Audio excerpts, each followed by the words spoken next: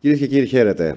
Καλεσμένος στο militaire.gr, ένας άνθρωπος που γνωρίζει πάρα πολύ καλά και τα ελληνοτουρκικά και τις ενόπλες δυνάμεις και ειδικότερα το πολεμικό ναυτικό.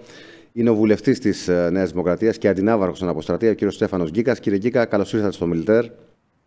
Καλώς σας βρήκα και στους τηλεθεατές μας. Θα ήθελα να ξεκινήσουμε, επειδή λίγο πριν αρχίσουμε αυτή τη μαγνητοσκόπηση της συνέντευξης, έγινε γνωστή αυτή η νέα παρέμβαση, ας την πούμε έτσι, από το State Department, σύμφωνα με την οποία οι ΗΠΑ έχουν εκφράσει τις ανησυχίες τους προς την Άγκυρα για όσα κάνει στην Ανατολική Μεσόγειο. Εσείς, σε γενικές γραμμές, είστε ικανοποιημένος από τη στήριξη που έχει η Ελλάδα αυτή τη στιγμή από τους συμμάχους της? Κοιτάξτε, οπωσδήποτε η θέση της Αμερικής έχει εκφραστεί επανειλημμένως και είναι, θα έλεγα, ομόρροπη με τα εθνικά συμφέροντα. Ουσιαστικά με αυτά τα οποία καθορίζει το διεθνές δίκαιο. Και η παρέμβαση, όπως είπατε και εσείς, του κυρίου Πάλμερ είναι προς αυτή την κατεύθυνση. Και μάλιστα προχωράει και ένα βήμα παραπέρα και λέει ότι δυστυχώς η Τουρκία δεν έχει την ίδια άποψη για την ερμηνεία του διεθνούς δικαίου της θαλάσσης, που δεν είναι μέρος όπως οι περισσότερες χώρες. Όμως, και αυτό νομίζω ότι είναι το σημαντικό που πρέπει να κρατήσουμε, οι Ηνωμένες Πολιτείες εγγυώνται την ασφάλεια και τη σταθερότητα στην νοτιοανατολική Μεσόγειο. Αυτό είναι μια ξεκάθαρη δήλωση που μπορούμε να πούμε ότι θα αποτρέψει ενδεχομένως κάποιες περαιτέρω κινήσεις κλιμάκωσης της Τουρκίας. Θα μου πείτε, έχουμε εμπιστοσύνη στον Ερντογάν? Όχι, δεν έχουμε εμπιστοσύνη στον Ερντογάν. Γι' αυτό κιόλας και η ελληνική πλευρά πάντοτε βρίσκεται σε εγρήγορση, σε ετοιμότητα, και μπορώ να σας πω, ως και μέλος της Επιτροπής Εξωτερικών και Άμυνας της Βουλής, αλλά κυρίως της Επιτροπής Εξοπλιστικών Προγραμμάτων και Συμβάσεων, πολύ συχνά συνεδριάζουμε προκειμένου να γνωμοδοτήσουμε σε εξοπλιστικά προγράμματα τα οποία έχει ανάγκη η πατρίδα. Εγώ θα σας έλεγα, κύριε Γκίκα, δεν ξέρω αν πρέπει να έχουμε τώρα απόλυτη εμπιστοσύνη και στην πολιτική των ΗΠΑ, και εννοώ ότι βλέπουμε ότι υπάρχουν διαφορετικές απόψεις, συχνά αλληλοσυγκρουόμενες. Από τη μία το Κογκρέσο, από την άλλη το Πεντάγωνο, από την άλλη ο Τραμπ. Το πιο πρόσφατο είναι αυτό το θέμα με τα F-35, που το Πεντάγωνο δείχνει να προσπαθεί να κρατήσει την Τουρκία μέσα στο πρόγραμμα και οι γερουσιαστές αντιδρούν. Έχετε μια ανησυχία για την κατάσταση που επικρατεί στις ΗΠΑ? Έχουμε και τις προεδρικές εκλογές. Σαφώς υπάρχει το τεράστιο πρόβλημα το υγειονομικό που αντιμετωπίζουν οι ΗΠΑ.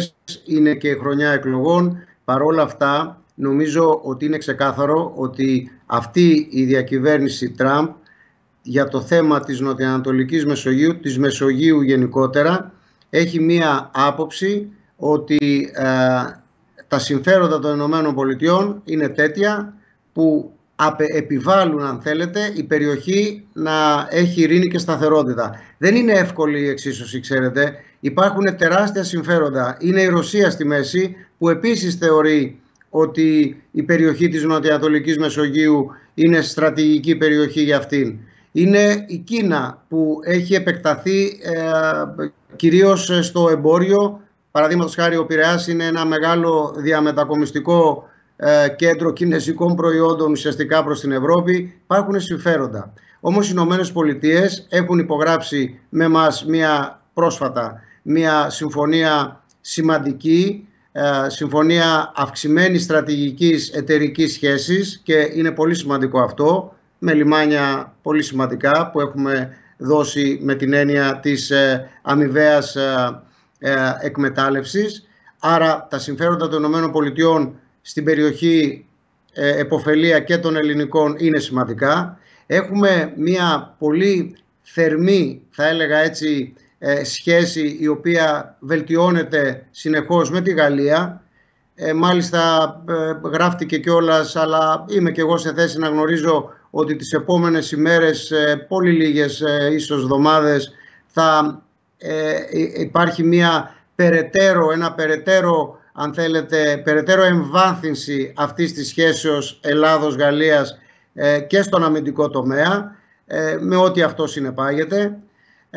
Υπάρχει λοιπόν υπάρχει ένα δίχτυ που σιγά σιγά απλώνεται. Βεβαίως η θέση της Ευρωπαϊκής Ένωσης για τις κινήσεις της Άγκυρας είναι γνωστή, που ουσιαστικά περιορίζει την Τουρκία στο να προβεί σε κάποια κίνηση που θα τα τινάξει όλα στον αέρα. Βλέπετε ότι το τελευταίο διάστημα όλοι στρέφουν την προσοχή τους στη Λιβύη, διότι εάν ξεκινήσει η επίθεση προς τη Σύρτη, τότε θα μπει μέσα και η Αίγυπτος και η Ρωσία και τα Ηνωμένα Αραβικά Εμιράτα, και καταλαβαίνετε ότι θα υπάρξει μια τεράστια ανάφλεξη στην περιοχή. Δεν είναι άλλωστε τυχαία η χτεσινή δήλωση του Λαυρόφ, του Υπουργού Εξωτερικών της Ρωσίας, ότι Ρωσία και Τουρκία προσβλέπουν και χειρίες και πολιτική λύση, που αυτή και είναι και η δική μας θέση και νομίζω και η θέση της Ευρωπαϊκής Ένωσης.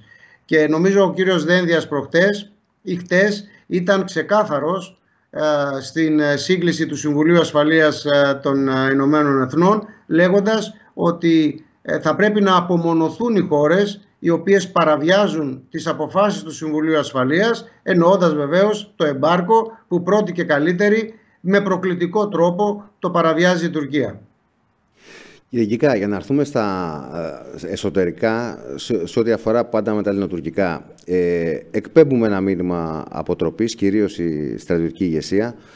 Ωστόσο, το τελευταίο διάστημα ακούμε όλο και περισσότερες φωνές που μιλούν για ανάγκη διαλόγου με την Τουρκία, και αυτό θα πρέπει να παραδεχτούμε ότι έχει προκαλέσει μια ανησυχία στην ελληνική κοινή γνώμη, η οποία δεν δείχνει ιδιαίτερα έτοιμη για κάτι τέτοιο, και κυρίως θέλει να μάθει τι μπορούμε να συζητήσουμε με την Τουρκία. Γιατί από την απέναντι πλευρά ακούμε διάφορες δηλώσεις με τις οποίες μπαίνουν στο τραπέζι θέματα τα οποία δεν νομίζω ότι μπορεί κάποια ελληνική κυβέρνηση να κάτσει σε τραπέζι διαπραγμάτευση και να τα κουβεντιάσει. Ναι, έχετε απόλυτο δίκιο. Μάλιστα έχω αρθρογραφήσει και αρθρογραφώ αρκετά συχνά γι' αυτό.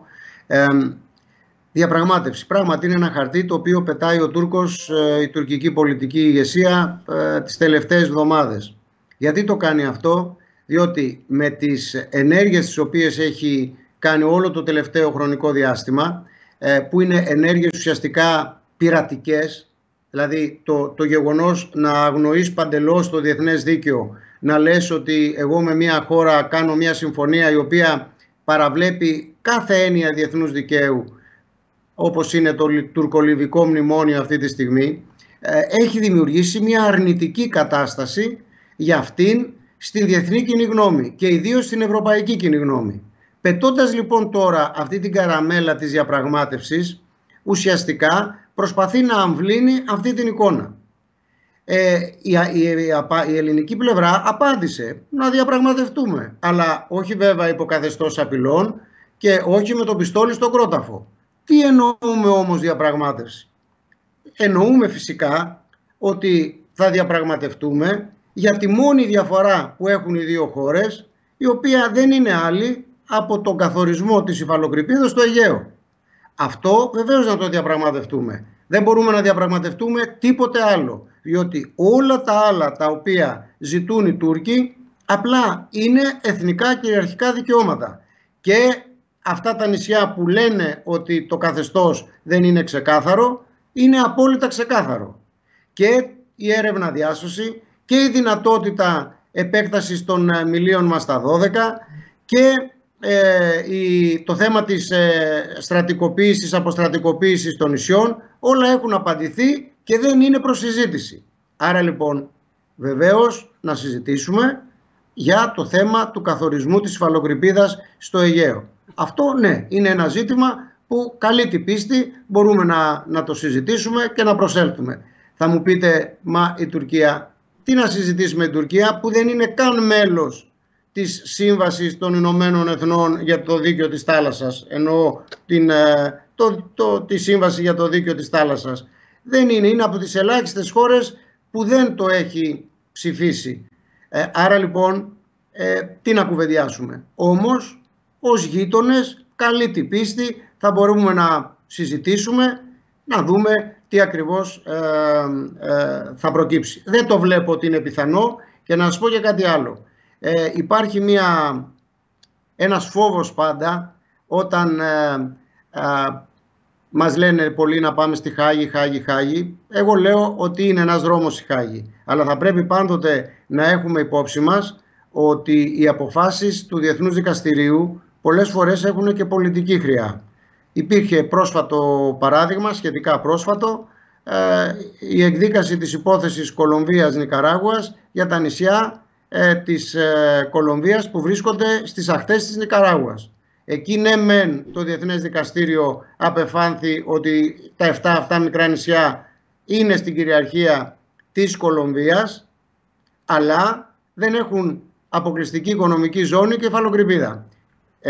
Θέλω να πω ότι πάντοτε πρέπει να έχουμε στο μυαλό μας ότι επειδή ακούμε συχνά πυκνά το θέμα της Χάγης, ότι μπορεί το αποτέλεσμα να μην είναι αυτό που θα είναι απόλυτα ομόρροπο με τα εθνικά συμφέροντα. Το κρατάμε αυτό, δεν λέμε όχι, αλλά το κρατάμε.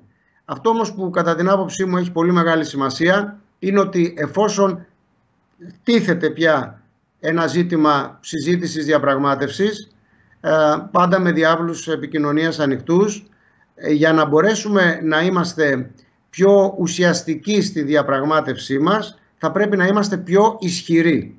Νομίζω ότι το μήνυμα αυτό έχει περάσει.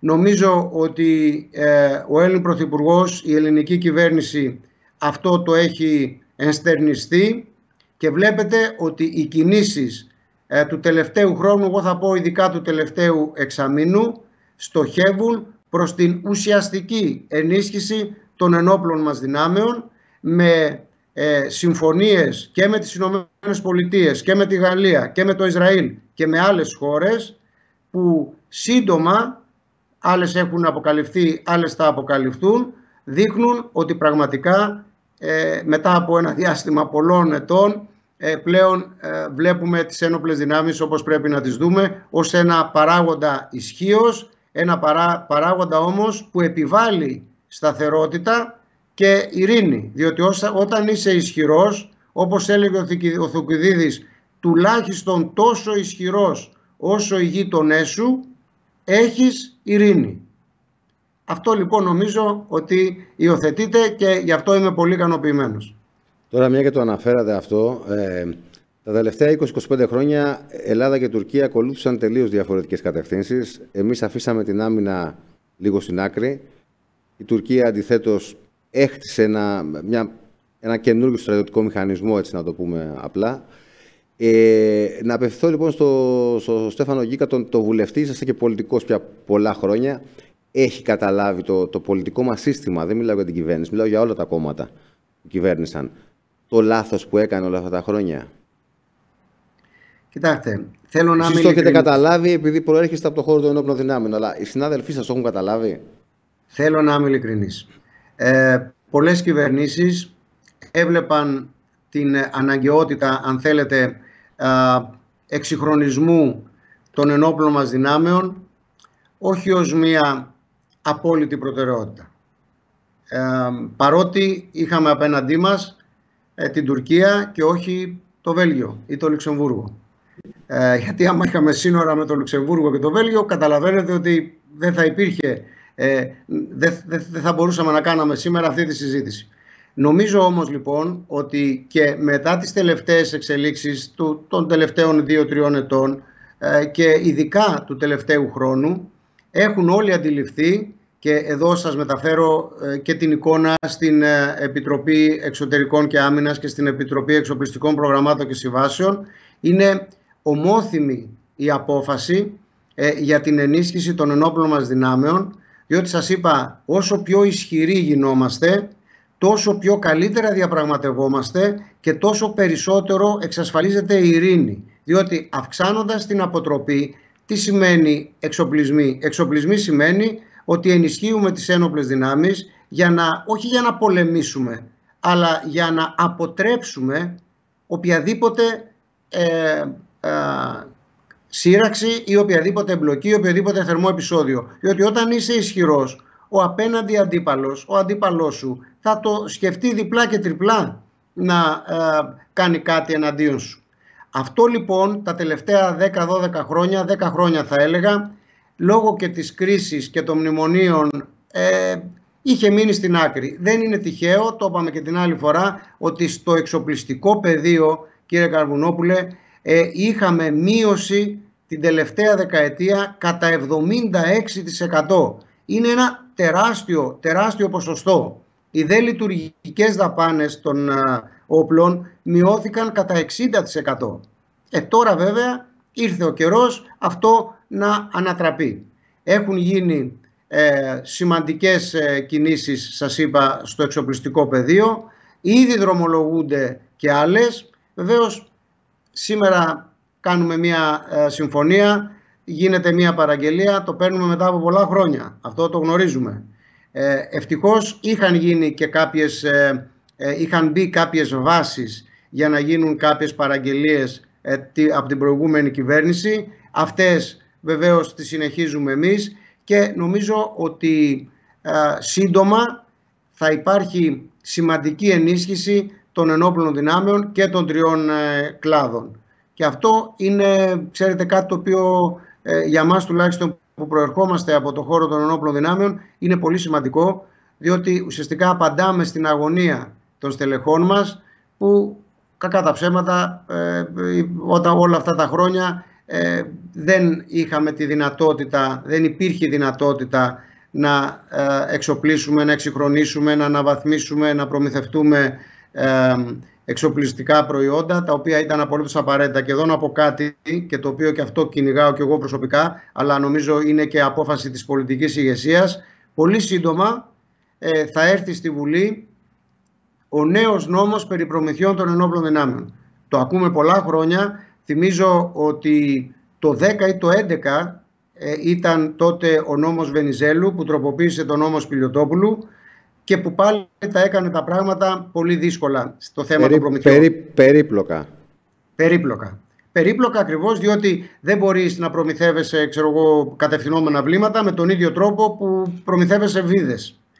Άρα λοιπόν εγώ αυτό που λέω είναι ότι σύντομα, όταν λέω σύντομα εννοώ μέσα στο επόμενο μήνα, η ενημέρωση που έχω είναι ότι θα κατατεθεί στη Βουλή, προς διαβούλευση μάλλον να το πω έτσι, το νέο νομοσχέδιο περί προμηθειών των ενόπλων δυνάμεων, που πραγματικά θα απελευθερώνει τις ένοπλες δυνάμεις και το Υπουργείο Άμυνας, θα πατάσει το γραφειοκρατικό, το τεράστιο γραφειοκρατικό κομμάτι που υπάρχει τώρα, και έτσι θα μπορούμε να τρέξουμε πιο εύκολα κάποιες απαραίτητες εξοπλιστικές διαδικασίες. Αυτό είναι πολύ σημαντικό, το περιμέναμε χρόνια.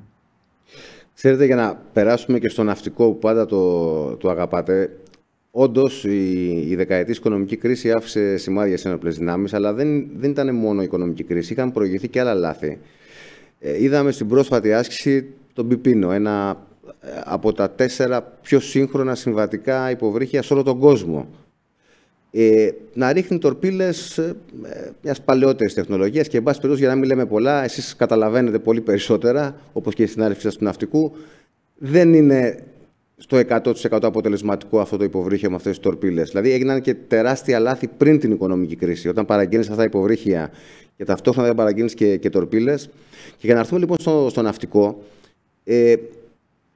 μάλλον θεωρούσαμε δεδομένο ότι η ναυτική μας κυριαρχία θα είναι δεδομένη αιωνίως. Και βλέπουμε ότι η Τουρκία έχει αρχίσει να την αμφισβητεί. Δεν λέω ότι έχει φτιάξει ένα σούπερ ναυτικό, αλλά εν πάση περιπτώσει έχει ποσότητα, να το πούμε έτσι, αν όχι ποιότητα. Ανησυχείτε για αυτή την ανατροπή στη θάλασσα? Κοιτάξτε, καταρχάς να πω πράγματι ότι έγιναν λάθη στο παρελθόν, δεν το συζητώ. Το παράδειγμα των υποβρυχίων είναι ένα χαρακτηριστικό. Δεν μπορεί να έχεις το τελειότερο όπλο αυτού του είδους και να μην έχεις το σύγχρονο οπλισμό του. Ευτυχώς και εδώ βρισκόμαστε στην τελική ευθεία για να προμηθευτούμε αυτές τις σύγχρονες τορπίλες που θα δώσουν τεράστιο επιχειρησιακό πλεονέκτημα στον στόλο μας. Κοιτάξτε, είναι αλήθεια ότι η Τουρκία έχει δημιουργήσει ένα πολύ σημαντικό και ισχυρό στόλο, αλλά δεν είναι μια ναυτική δύναμη. Η Τουρκία είναι μια χερσαία δύναμη. Πραγματικά κάνει φιλότιμες προσπάθειες όλα αυτά τα χρόνια, τη βίωσα και εγώ αυτή την προσπάθεια και ως κυβερνήτης και ως μικρότερος κυβερνήτης και ως αξιωματικός του πολεμικού ναυτικού, βλέποντας την συμμετοχή όλων των τουρκικών μονάδων στις ασκήσεις του ΝΑΤΟ, προκειμένου να αρχίσουν σιγά σιγά να δουλεύουν ως ναυτική δύναμη. Είναι μια υπολογίσιμη ναυτική δύναμη πια. Έχει, όπως είπατε, και αριθμό, αλλά δεν είμαι τόσο σίγουρος ότι είναι ναυτική δύναμη με την έννοια του όρου. Παρ' όλα αυτά, και εμείς δεν θα πρέπει να μείνουμε σε φρεγάτες 40 ετών. Και είναι ένα ζήτημα αυτό. Αλλάζει η δομή δυνάμεων του πολεμικού ναυτικού. Προβλέπει εκεί πέρα, εκτός από τις φρεγάτες, μικρότερο αριθμό φρεγατών και πιο ευέλικτα πλοία τύπου κορβέτας. Προβλέπει και τα πλοία άμυνας περιοχής, μεγάλες φρεγάτες δηλαδή που έχουν μεγάλη αντιεροπορική δυνατότητα. Προσαρμόζεται το πολεμικό ναυτικό, προσαρμόζονται οι ένοπλες δυνάμεις στις απαιτήσεις των καιρών.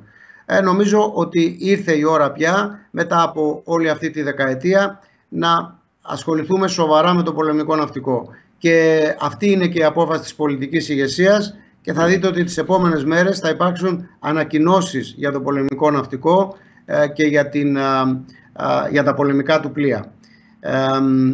Μόλις προχτές, και θέλω να το πω αυτό γιατί πραγματικά ήταν μια συγκινητική τελετή, ξέρετε, υπάρχουν και Έλληνες πατρίδες όπως ο κ. Λασκαρίδης, ο οποίος δώρισε το δεύτερο πλοίο γενικής υποστήριξης στο πολεμικό ναυτικό. Ήμουν εκεί και εγώ στην τελετή, και η πρόεδρος της Δημοκρατίας και σύσσωμη η ηγεσία, και η φυσική και η πολιτική. Είναι μια πολύ συγκινητική έτσι στιγμή να βλέπεις από εφοπλιστές οι οποίοι πραγματικά αγαπάνε την πατρίδα, πονάνε το πολεμικό ναυτικό, βλέπουν τις ανάγκες τους, να κάνουν τέτοιες μεγάλες δωρεές. Και τα δύο πλοία θα είναι πάρα πολύ χρήσιμα για υποστήριξη επιχειρήσεων, και νομίζω ότι αυτό το παράδειγμα μπορούν να το ακολουθήσουν και άλλοι εφοπλιστές. Μην ξεχνάμε ότι ο ελληνικός, ή τουλάχιστον ο ελληνικών συμφερόντων εμπορικός στόλος, είναι ο μεγαλύτερος του κόσμου. Έχουμε τεράστιες δυνατότητες και καλό είναι, πριν χρειαστεί η ώρα, να έχουμε την ενίσχυση που πρέπει να έχουμε. Ο κ. Λασκαρίδης είπε και πολύ σημαντικά πράγματα στην ομιλία του. Εμείς επιλέξαμε να τον κάνουμε πρώτο θέμα για αυτά που είπε στο Μιλιτέρ. Είπε πράγματα που ούτε εμείς οι δημοσιογράφοι τολμάμε να πούμε, και νομίζω ήταν πολύ χρήσιμο ότι τα είπε. Μία τελευταία κουβέντα, γιατί ξέρω ότι είσαστε έτοιμος να πετάξετε για Αθήνα. Μην χάσετε και την πτήση.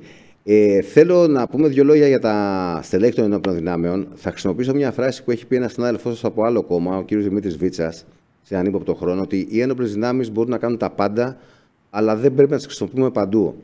Και το αναφέρω αυτό γιατί βλέπουμε ότι όλες οι κυβερνήσεις, όχι μόνο η σημερινή, στα δύσκολα ακουμπάνε πάντα σε εσάς. Βάζω και εσάς μέσα, γιατί είσαστε πάντα αξιωματικός. Έχουμε χρησιμοποιήσει πλέον το στελεχών και στην μάχη κατά του κορονοϊού. Μήπως θα πρέπει έτσι ως κυβερνητικός βουλευτής να πείτε ότι οι ένοπλες δυνάμεις πρέπει λίγο να χαλαρώσουν από το έργο που δεν τους ανήκει? Κοιτάξτε, καταρχάς να πω ότι πάντοτε οι ένοπλες δυνάμεις ήταν συνυφασμένες με την κοινωνική προσφορά. Θυμάμαι από τον καιρό που μπήκα στο πολεμικό ναυτικό, πριν πολλά χρόνια, η κοινωνική προσφορά ήταν στοιχείο της λειτουργίας των ενόπλων δυνάμεων, προσφορά στο κοινωνικό σύνολο. Βεβαίως, συμφωνώ μαζί σας ότι δεν θα πρέπει για το κάθε τι να παίρνουμε από τις ένοπλες δυνάμεις. Και εδώ στην Κέρκυρα αυτή τη στιγμή και σε άλλα αεροδρόμια υπάρχουν κλιμάκια που ελέγχουν του υγειονομικού από τις ένοπλες δυνάμεις. Μικρονήσια που δεν πηγαίνουν οι πολίτες γιατροί για το αγροτικό τους, καλύπτονται από πλήτες γιατρούς.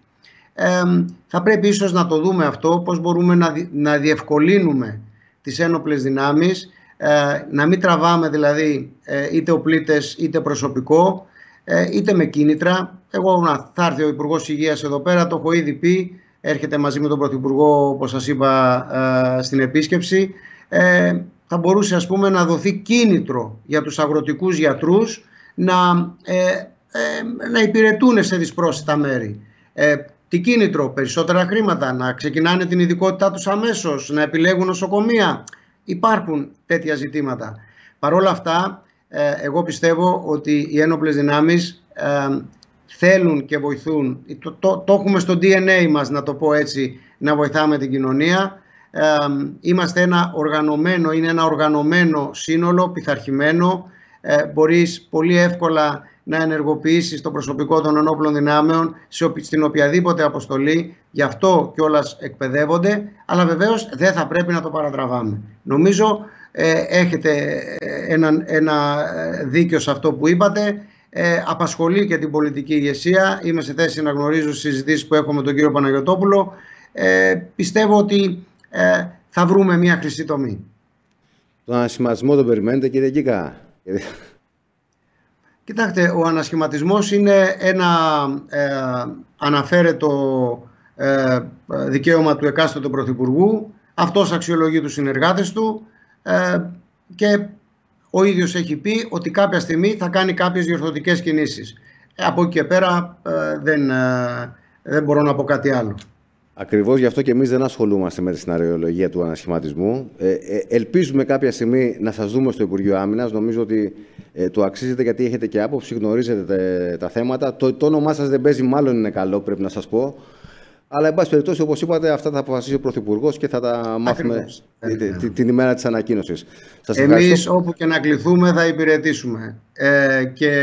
Και να μην κληθούμε, εμείς θα στηρίζουμε με όλες μας τις δυνάμεις το έργο της κυβέρνησης, γιατί γι' αυτό εκλεγήκαμε και γιατί πιστεύουμε ακράδαντα ότι η κυβέρνηση αυτή και ο Κυριάκος Μητσοτάκης πραγματικά κάνουν ένα έργο το οποίο θα μείνει στην ιστορία. Είναι σημαντικό ότι αυτή τη δύσκολη περίοδο υπάρχει αυτή η κυβέρνηση και αυτός ο Πρωθυπουργός στο τιμόνι. Και αυτό το λέω πραγματικά με τα λόγου γνώσεως. Έχω μεγάλη εμπειρία πια, έχω πολλά χρόνια στο κουρμπέτι. Σας λέω ότι οι κινήσεις που γίνονται είναι πράγματι ουσιαστικές και το αποδείξαμε και πριν από μερικούς μήνες και στην κρίση του Εύρου, αλλά και στα θαλάσσια σύνορα και στην μεγάλη υγειονομική κρίση, και ελπίζω τώρα, σε αυτό το δύσκολο αγώνα της ανάταξης της οικονομίας, και πάλι να πετύχουμε.